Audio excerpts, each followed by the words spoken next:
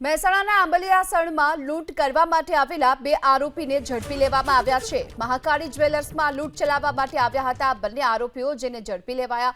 2 દિવસ પહેલા વેપારી પર છરી વડે હુમલો કરી લૂંટનો પ્રયાસ કર્યો હતો, ત્યારે લાગણજ પોલીસે હેપ્પી સેનમા અને ગિરીશ સોલંકીની ધરપકડ કરી છે।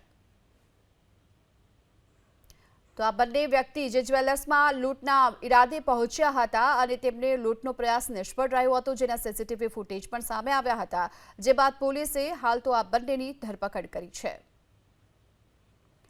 મહેસાણાના આંબલિયાસણમાં મહાકાળી જ્વેલર્સમાં લૂંટ કરવા માટે આ બંને આરોપીઓ આવ્યા હતા, જેને હાલ ઝડપી લેવામાં આવ્યા છે। 2 દિવસ પહેલા ઘટના બની હતી। વેપારી પર છરી વડે હુમલો કરી અને લૂંટનો જે નિષ્ફળ પ્રયાસ કરવામાં આવ્યો હતો। પોલીસે આ અંગે તપાસ હાથ ધરી અને તેમની ધરપકડ કરી છે।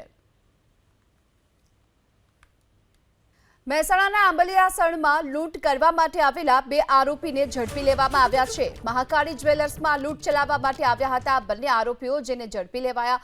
2 દિવસ પહેલા વેપારી પર છરી વડે હુમલો કરી લૂંટનો પ્રયાસ કર્યો હતો, ત્યારે લાગણજ પોલીસે હેપ્પી સેનમા અને ગિરીશ સોલંકીની ધરપકડ કરી છે।